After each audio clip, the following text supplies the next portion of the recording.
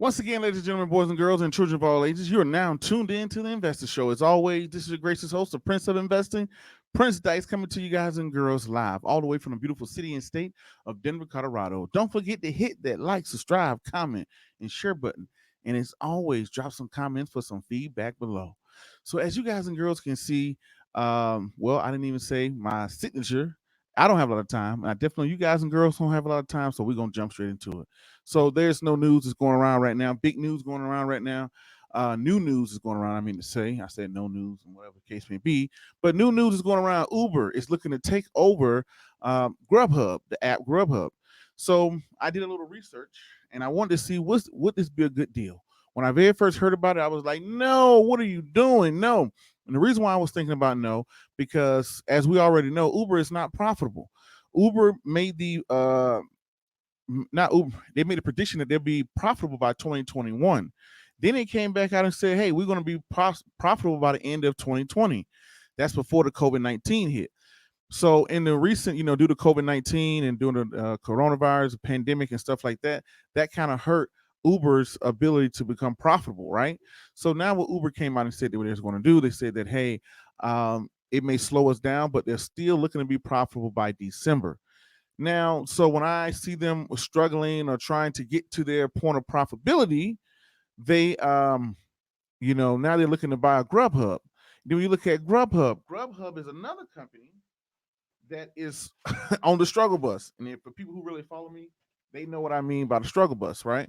So, for prime example, in their latest 10Q earnings, um, Grubhub, it earned $360 million, but it lost like 400 million. So it lost like $1 million last quarter. So it's a losing company. It's not profitable itself.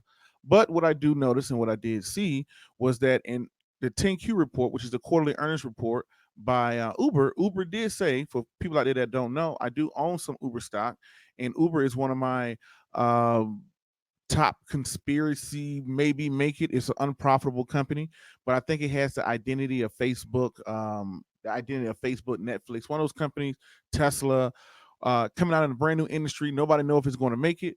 But when I look at it and I did the research and I did the, analogy, I say, you know what? I think Uber has got everything to be the next Facebook. It's a brand new industry. Uber is at the top of the rideshare industry. Uber has the most revenue streams, and y'all already see me do plenty of shows on that, months and months and months ago. So I've been following Uber not very closely, but pretty closely. And one thing I did notice in their last quarterly earnings, the CEO came out and said, hey, our ride share has been down. Us getting rides have been down due to COVID-19. But we've seen a spike in Uber Eats, right? Uber Eats, which is pretty much Grubhub. So they cut the places out, the countries out that Uber Eats wasn't being profitable. And now they're jumping into the possibility of, hey, now we want to expand our Uber Eats. That came right out of the CEO's mouth on the last 10Q.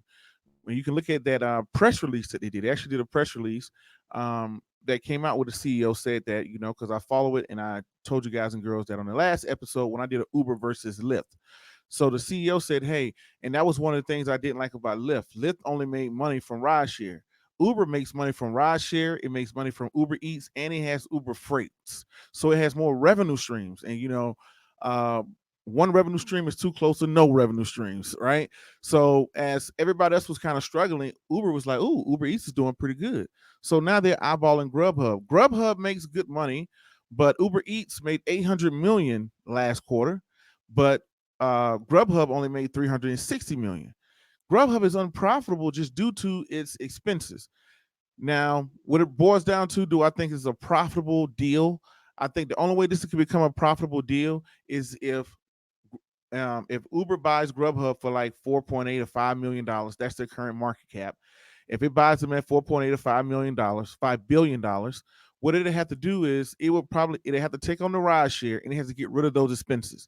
If it can get rid of those $400 million worth of expenses or whatever the case may be, then the company, it could be beneficial to Uber. Now, what Uber Eats does and what Grubhub does, they're pretty close together. Grubhub has a lot of assets on hand. I think they have about 1.2 billion. Of course, I wrote all this stuff down on my notes, and of course, I'm going to leave it right over at my desk and not bring it when I do the show. I'm sitting here looking at my papers. I'm like, I wrote all these notes down, did all this research, read all these 10Ks and 10Qs, and then I come here and leave the paper right on my desk, and I don't feel like getting up and walking over there. But the whole point is, um, Grubhub has a lot of assets, and then on top of that, it is making money. It's just due to its expenses is killing it. So it's bringing in 360 million, but then it's shooting out 400 million. So that's putting them at $1 million something dollar loss every quarter. So if they can find a way, if Uber can say, hey, look, we can cut these expenses. We don't need these expenses, right? We don't need these expenses due to we already have this incorporated into our current system. If it can do something like that, yes, because this first quarter of last year, Uber made 500 million. So now they're at 800 million due to this quarter, due to the whole coronavirus and stuff like that or whatnot.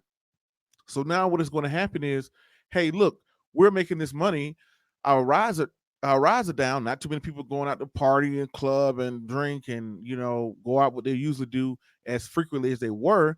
But now look at everybody. Everybody's using Uber Eats. Everybody's doing delivery. All companies are doing delivery now. So if Uber buys the company, it has to strip the expenses. I mean, there's no point around it. Grubhub is not a profitable company at this time. Grubhub has a lot of expenses. So Uber can say, hey, look, if we can incorporate what we already have and we can cut back on the expenses, it can be a profitable deal.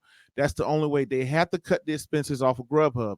Like I said, Grubhub made 360 million this quarter, or first quarter of 2020. But guess what? Its expenses is killing the company, making the company unprofitable. Now, if they can use the same staff, the same platform, the same technology, they do have some assets, but they got to get rid of those expenses. That's the only way this can become a profitable deal. So now the other backdrop to the story is I do like the mental. I like the mental of the company. This is what I love about young technology companies. They're hungry. They're going to go out and they're going to eat people. It's just like our good friend over there, Patrick Bet Davis from Valuetainment said when he was on the show just not too long ago. He said companies do three things when times like this happen. They die, survive, or get stronger. Die, survive, or get stronger. So when a company's out there trying to make an acquisition, that's automatically showing me they're not dying. They're not just trying to survive, like a Lyft, maybe just trying to survive and trying to get through all of this so hopefully the ride share gets back up. They're trying to get stronger. So in this time that I do like the mental that they're out there looking to acquire, eating the young fish or the smaller fish. So I do like that because when you're aggressive in the downtime, it'll pay off when we're in the good times. So that's the only thing that I want to say about that. I do like the aggressiveness. I didn't like the overall. I'm like, man, I wish Uber would focus on itself, make itself profitable instead of trying to acquire other people. But Grubhub is not profitable. Grubhub is, but they do have some assets. They do make money. Even though they have a lot of expenses. So the only way this deal could be profitable is and that's the only way it makes money through what Uber Eats does. So if it takes it and it doesn't make as much money as Uber Eats in the last quarter, so it has to take that company, bring that company in, maybe merge some of the software technologies, maybe use the same personnel or whatever the case may be, and do it like that and cut down on the expenses. If you can bring home 360 million, if they can shed off $1 million to if they can shed off $2 million of expenses per quarter, this will be very profitable for them. This will reflect positive on their balance sheet. The last thing Uber, which is an unprofitable company, the last thing that it needs is another unprofitable entity or company. But if they can get in there and cut those expenses, I really like the deal. As an investor, as someone who's holding Uber or whatnot, I really would like to see them take their company, cut down the expenses, keep the same exact business model, just incorporate what Uber is already doing. And I think that it could be a great deal if they can do it that way. If they don't cut down expenses, if they're just trying to eat up this company just because it's their competitor to Uber Eats or whatnot, then I don't like it. But I do like the mental. The other mental piece I like about it too is they know ride share is down. They see Uber is working. And right out of Dan's mouth, I could pull up, but I don't think it's that serious. But you can look it up yourself. Out on their 10K, on the 10Q report and their press release, they pretty much said, hey, look, Uber Eats we're going to cut back on things that aren't working and we're going to focus on things that are working. So Uber Eats is working. Uber Eats is has some great numbers, so they're looking to expand their Uber Eats platform. So I do like that. Shout out to Dan. I can't say your last name, Dan. He's the CEO of Uber. I'm saying his name like I know him. I don't know him. Needs to come on the show. But anyway, that's a great thing. That's a great thing I like about it. The only way it could be profitable if they take it and cut the expenses. If they take it and just hold on to it, it's not going to be worth much for already a struggling company. But I do like the aggressiveness. So anyway, I've been following Uber for a while now. They just went public last year with Lyft, and I just like all of the DNA. I think that they could turn around and make themselves into, the stock is going to be trading over $100 something if they can do it right. They got the right backing. It's a new industry. They're at the top of this new rideshare industry. I don't think rideshare is going anywhere. I don't think everybody's going to be like, rideshare sucks. We're going to go to taxi cabs. But Uber has a very competitive advantage.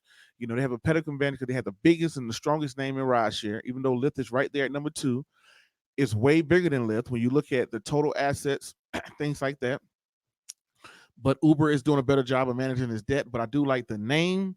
I do like the aggressiveness. I like they have multiple streams of income with Uber Freights that did okay.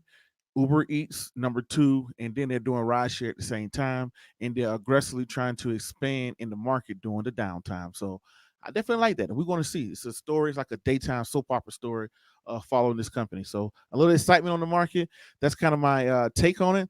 And, that's my take on it. That's my thought process behind it and all of the good stuff. Until the next video, podcast, cartoon, whatever else crazy around the globe. My name is Prince Dykes. This is the Investor Show. Peace, be safe. I'm out, and thank you.